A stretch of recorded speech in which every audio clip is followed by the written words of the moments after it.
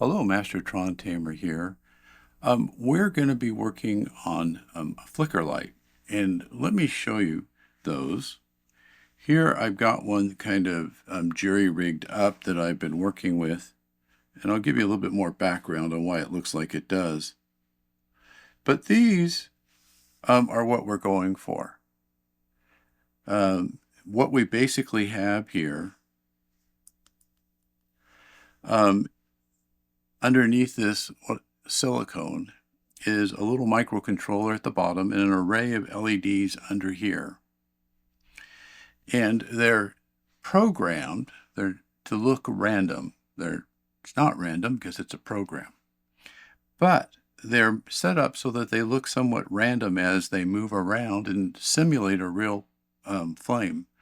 They're great. And I wanted to call out to Van Oak's Props, because they're the ones who brought these out to the world so that we could work with them. And there's an excellent video that they did on their channel on building these into a simulated candle using PVC pipe. It's got every detail, and I think that you should take a look at that because it'll give you some more background. All right, so I got a hold of some of these, and I was like, well, what could I do with those? I wanted to kind of do something a little bit different. I was lucky enough to be in the audience a couple of times when Grant Imahara was presenting.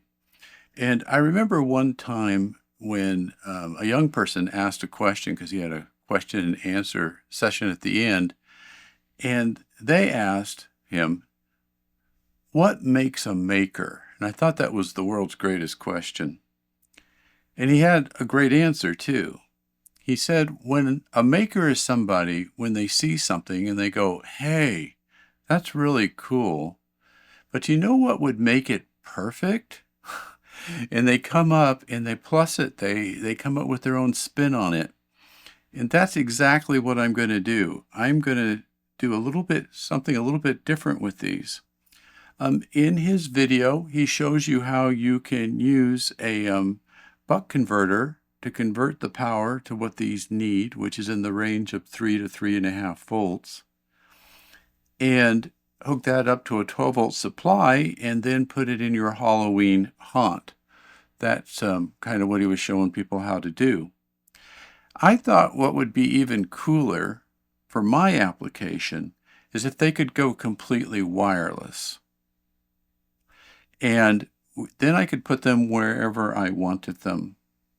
And they would have more uses than just on Halloween. They could be used for Christmas, for instance, on your table. Weddings come to mind. So lots of different ways that they could be used.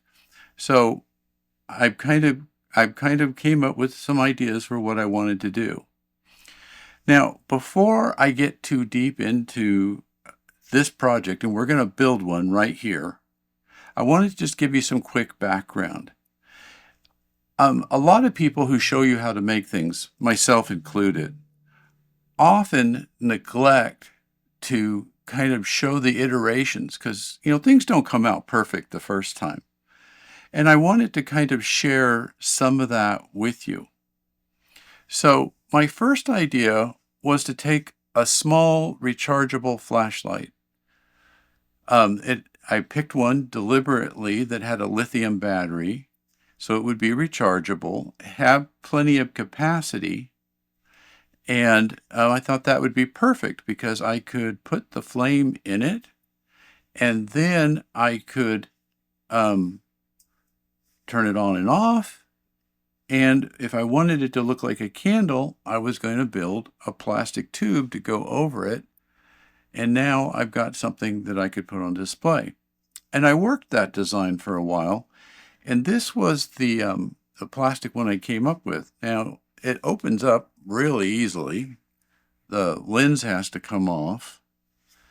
After you get the lens off, some of them, and in my first one, had a small screw right under this cover. Later ones I got a hold of did not. and I'll tell you a little bit about that. So I opened it up. That was easy enough to do. And there was a small circuit board in there and a lithium battery. Now, in looking at the original wiring, it was designed to power one of these cob lights. And in fact, I can turn this one on. It'll be pretty bright. That's what it was designed for, and then a dimming, and then a flashing. I thought, well, I can still work with that.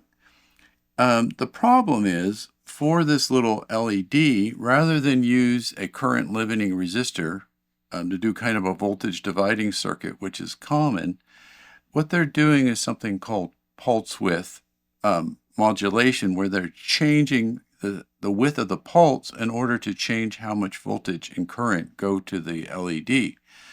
And that's why they can so easily have, strong, medium, flash, because those are all programs on a little microcontroller in here that is flashing that LED super fast. And we can't actually see that, but I'm going to show you how we can look at that. So because it's actually flashing that LED really fast on its output, that wasn't going to work for these because they need a solid, steady voltage. So I took a look at the circuit board and played around with it a little bit. And one of the things that I discovered is that this output, this blue wire, which is the negative, is being driven by a small surface mount transistor. And that in turn is being turned on and off really fast by the microcontroller. And I needed a way to have it constant on. So what I did is I kind of hunted around on the board, and I discovered that whenever it was on, this LED, this green one, was lit. And in looking at that LED more closely, it was not flashing. It was instead, it had a limiting resistor on it. So what I did is basically take the base of this transistor and cut the trace that was going to the controller, so it was on its own, and then strapped on, this is just a test, it would have been much cleaner if I had gotten into production, I strapped on a resistor that was hooked up to one side of the resistor of that green light, and hooked that up to the base of the transistor. Once I did that, when you turned it on, you got that, but because of the nature of that LED, the medium had exactly the same thing, and so did the flash, because as you look at the LED, it's on in all those cases. So that was great, and off. I thought it was good to go. Only had one minor quirk with this design, and that is that green LED also turns on when it's completely charged. So as I was testing it, when it would get fully charged, this would come on. But I decided that's not a problem. That's kind of cool. So I'm like, thumbs up. And I had got a hold of my first flashlight and tried that all out. I was going to make a bunch of these candles, so I ordered some more flashlights in bulk at a much cheaper rate. And I was like, okay, let's crack one of those open. Well, I was a little surprised because the ad for the ones I ordered specifically said it was going to come with this battery, and this battery is an 18650, a standard, reasonably high capacity lithium battery. Now, after I got the ones and I cracked one of them open, and look at my surprise. It does not have an 18650 battery. It has, let's see what this is. says it's a 14500. But the worst part of it was they said on there that it would have 1200 milliamp hours. It's actually 400. So a third of what the capacity it was supposed to be. Now I'm like, okay, I can keep going with this project. I actually have a bunch of these batteries. I could just switch out the batteries and use those ones for something else, and I'll just go with it. But then to my horror, I discovered that on this one, it still has that same green LED, but it is not controlled with a resistor anymore to limit its current. And what that means is that they're actually controlling it by having it switch on and off again, just like the main LED. And in fact, and I'm hopeful that this shows up on the camera, by moving it really fast, you can actually see the pulses. It's pulsing on and off. So that wouldn't work for my little hack that I had come up with. They had changed the board just enough that it wouldn't be good. Plus it had the wrong battery. So at this point, I'm going to be honest, I'm a little bit frustrated because I thought I'd come up with a fairly clever solution. All right, so where do we go from here? Because now I already had these and I thought I was going to build them a certain way. And the flashlights I was going to use aren't going to work. Well, I had a stroke of luck. Sometimes we do have a bit of luck. I was at a secondhand store looking for some costume items, and lo and behold, up on the counter, they had these electric candles for $1 each. And I thought, well, that's reasonable, and they're pretty nice, and I liked that it's a solid piece of plastic up here, so it's waterproof. When I pulled out the bottom to the battery compartment, I discovered there's even a gasket down there to keep water out. And then it holds 2 AA batteries. And I'm like, well, wait a minute, 2 AA batteries, 1.5 volts each, that's 3 volts. That's going to run these.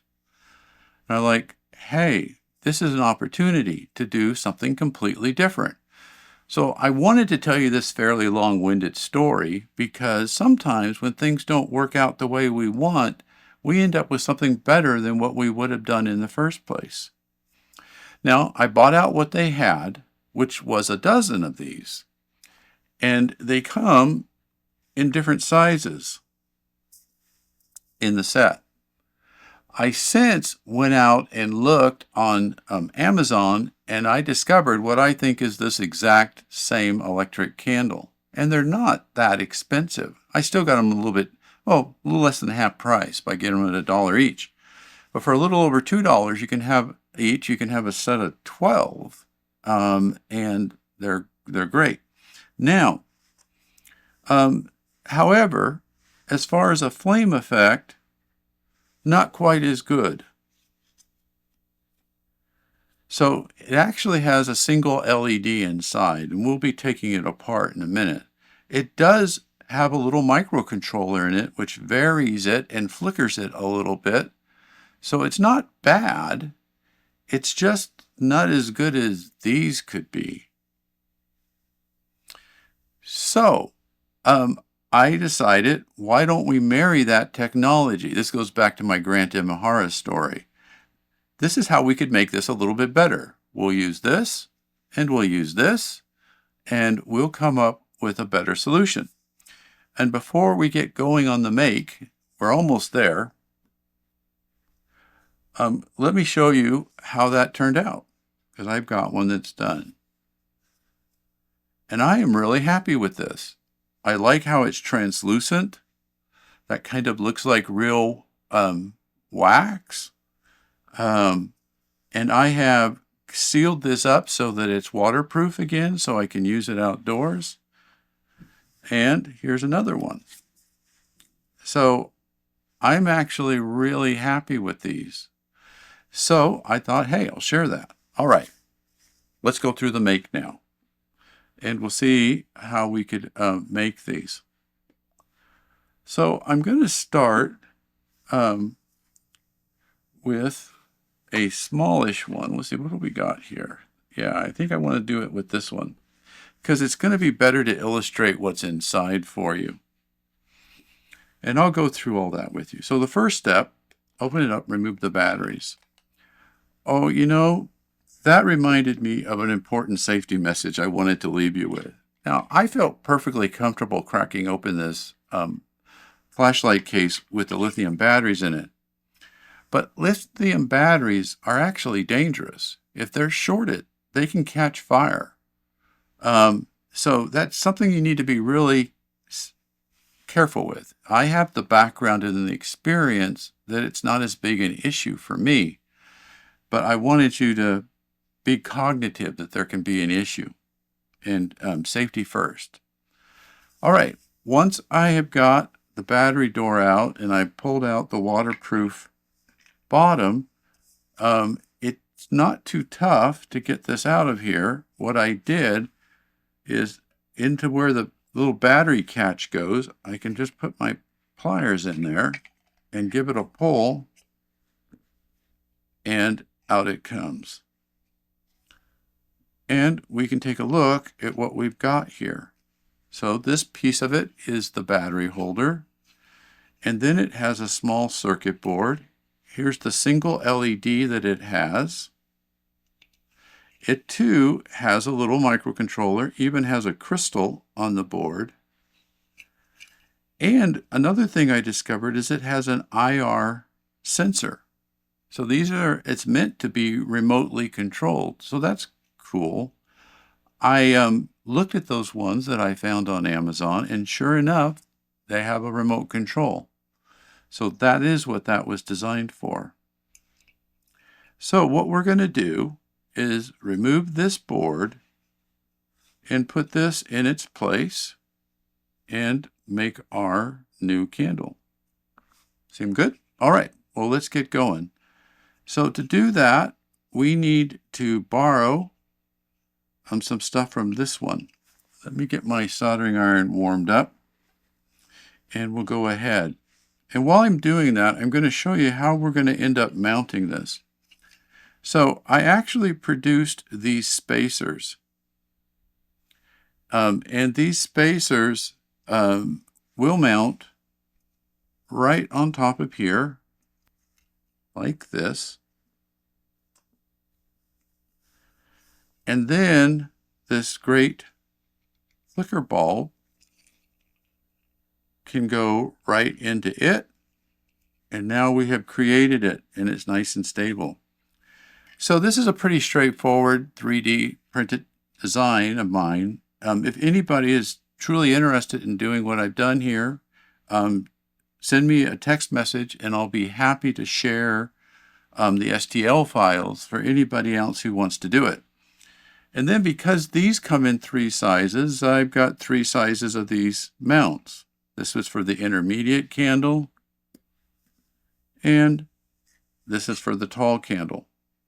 And that's because they all use this same bottom piece. It's identical as near as I can tell. All right, our iron should be heated up now. I'm going to go ahead and pull this out. So the first thing we want to do is go ahead and take off this board. There we go.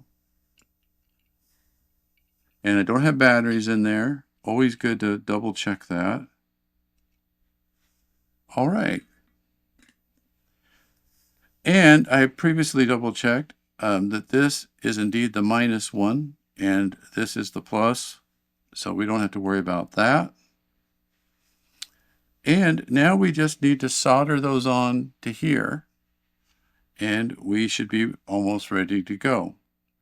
Now, as was shown on the nice video at Van Oaks Props, these are not tinned. Sometimes little circuit boards come pre-tinned, and that's always a lot nicer. This one didn't, which is why we need to tin it ourselves so that it will get a good solder connection. Before we do that, one of the things I wanted to mention is that we need to clean it up just a little bit. Circuit boards get oxidized. Back in the day, we used to use a superfine steel wool to clean them. The downside to that was sometimes one of those stray strands of steel wool would get in the way. And nowadays, we use these great scrubbing pads when we want to do that. And you can just go like this. It's a little easier when you're working with a full circuit board. And the idea is we want it nice and shiny for soldering.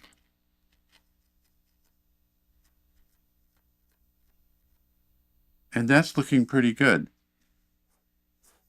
Just in case there were any stray fibers on there. Now, if you don't have one of those handy, don't use one with soap in it.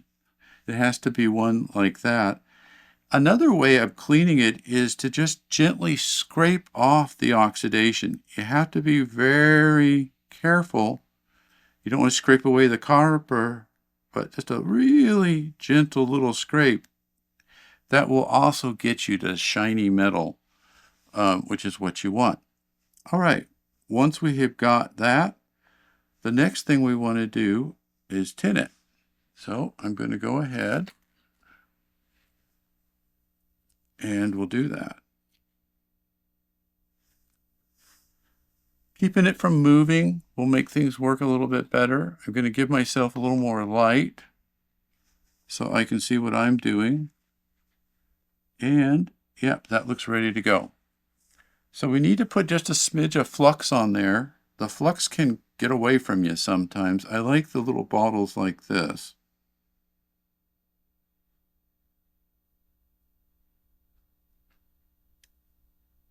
That is plenty for what we do.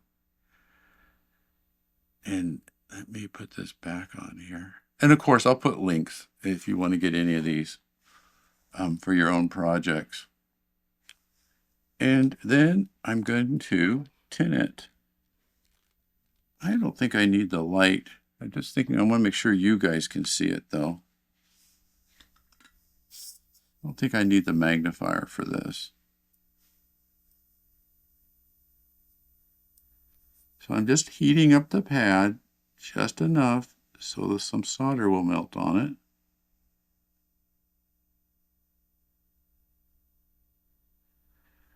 And the smoke that you see coming up, that's the rosin that's burning off the flux. There we go.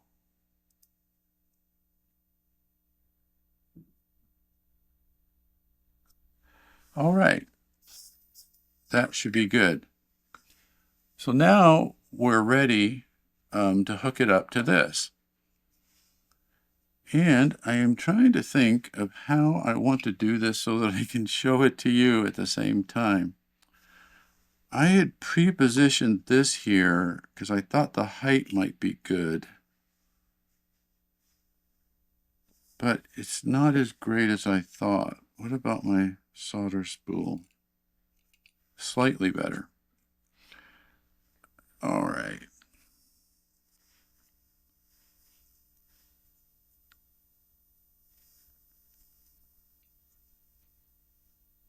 So on these, there's like a little 1 on the circuit board, and that's what goes to our negative.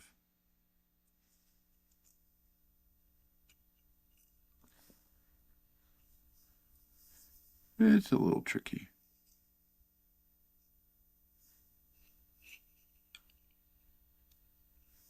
All right. And so it will slide into its little mount. We actually kind of want the wire to come off at an angle a little bit, like that. Let me get that taped down again.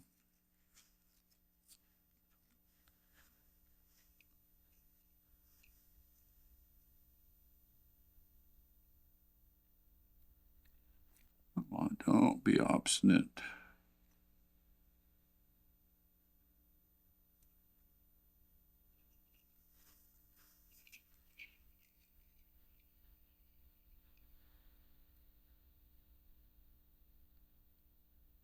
There it goes.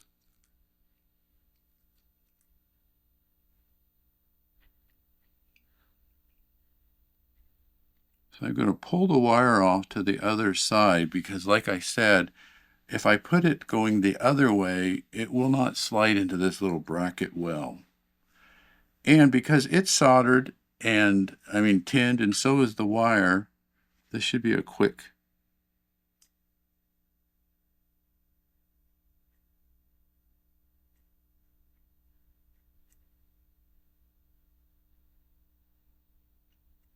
Oh, it popped up. I was a little afraid it would do that.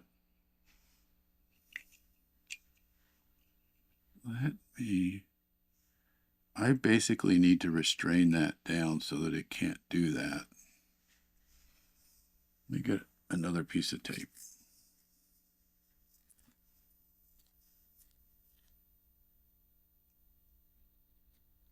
There we go. Now it can't pop.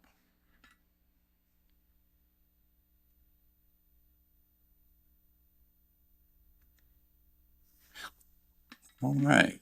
Now we just need to do the other side.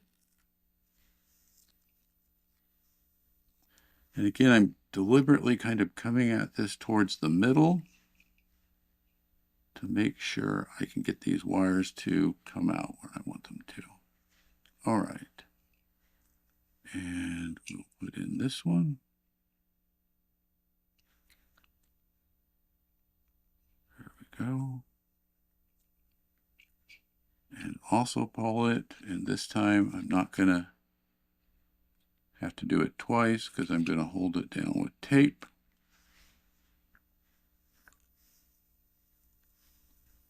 And we'll do that one as well. Check.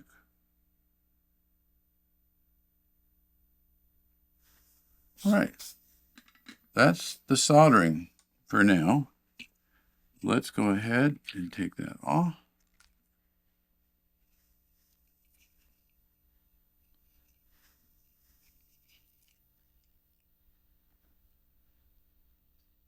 Now I've stuck the wire out the back, and that's because I intended to trim it. If this was a double-sided board, we would have got a really good connection by having it come through the hole. But we've got a good connection, so we should be good. Now, the next step is, and I'm going to turn that off because I don't think we need it. We should verify that it works as expected before we go any further.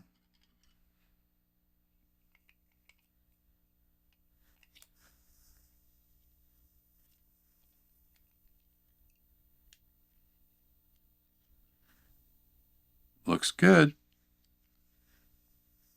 Okay, I'm going to take the batteries back out. And now I'm just going to carefully slide it into its little holder.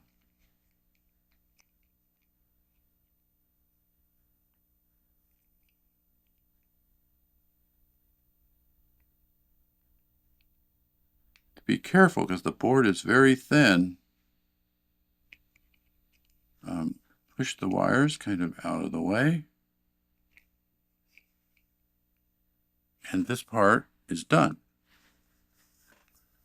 All right, so the next part of this that we want to do is to modify the housing it's going to go into. So I measured these with my caliper. Their width here is about 8 millimeters, and I have a drill here with an 8mm drill on it. Now, I would never do this if I wasn't working with a really soft, flat plastic, but it's relatively safe to hold it in my hand. To do it.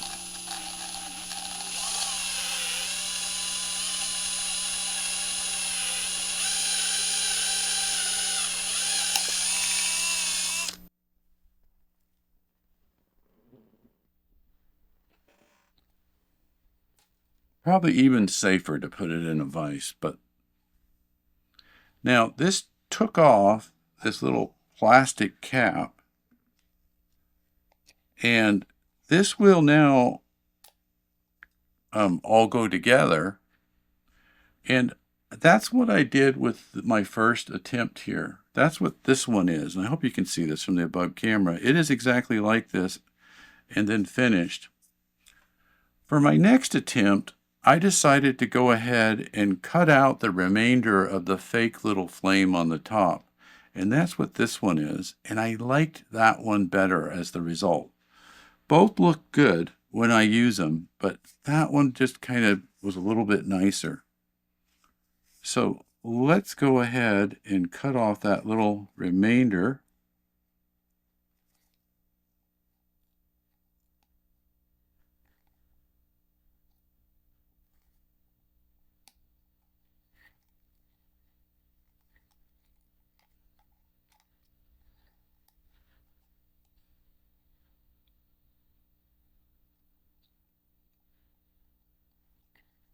It is being a little bit hard to get off of there.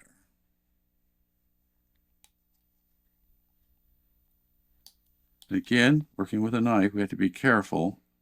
I feel relatively safe. Never feel completely safe with a sharp knife. That's a bad precedent. But because I'm cutting into plastic, the blade is kind of captured here. Now, I haven't tried it yet, but I suspect I could have just gotten a little bit larger drill bit or a countersink. That would have been another way of getting this off. In fact, I may try the countersink next time.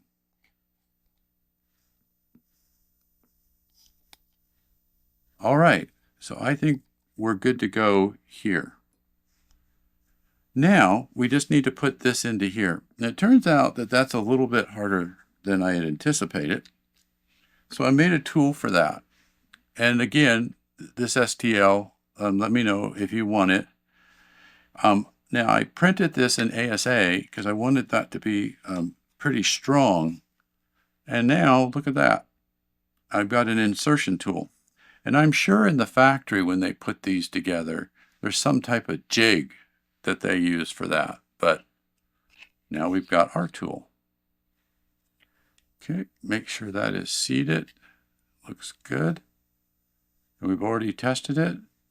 Yeah, I think we're good to go. And then carefully bring it in as straight as we can.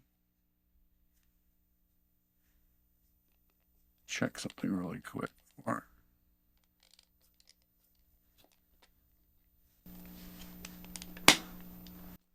And if you heard that snap, that means we've got it where we need it.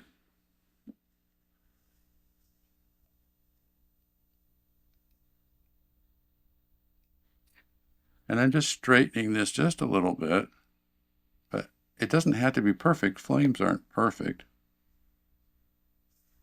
There we go. The circuit board it's on is very thin, so we do have to be a little bit careful. All right, now we're almost done. Doing one of these is pretty quick. So I've got some high-grade silicone here. This was super duper silicone. It's super thick, and that's also nice when you're trying to fill a hole. So let me go ahead and put it down in there.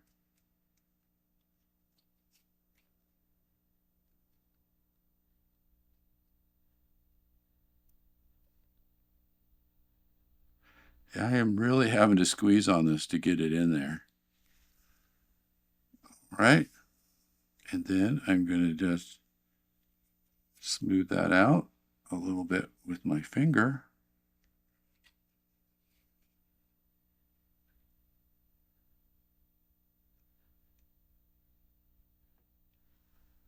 And I think I'll put just a little bit more right there.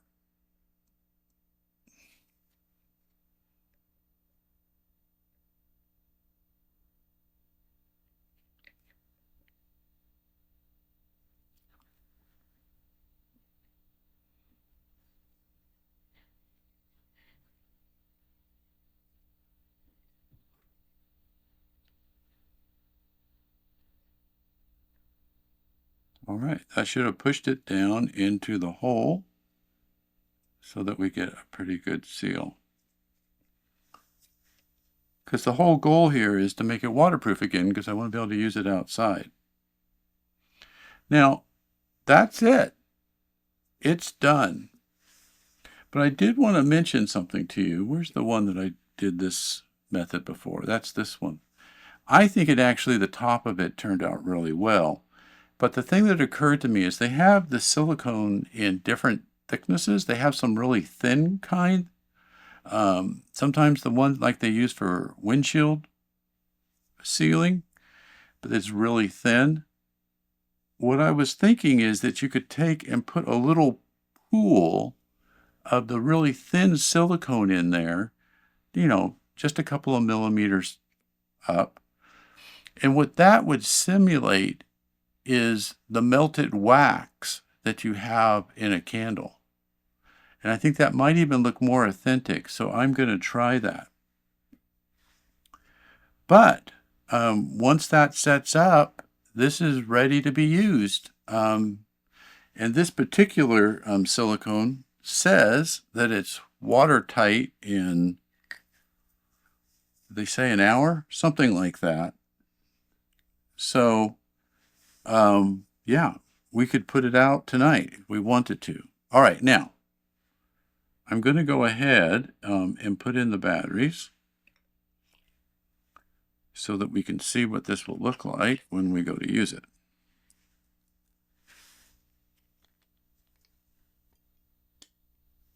All right, and turn it on. And there's, yeah, you almost feel like you're going to burn yourself when you touch one of these. They look so realistic. But there you go. That's ready to go.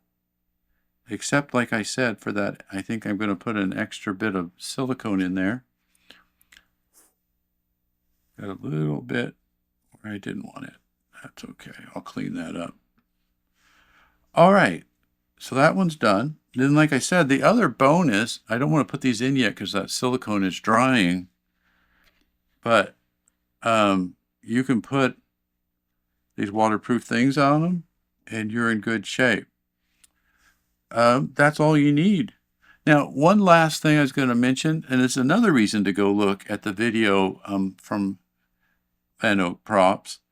One of the effects they do, because they build them primarily for Halloween haunts, which is what I'll be using these for too, but like I said, I may use them for other things, is they have a beautiful technique where they melt hot glue over it.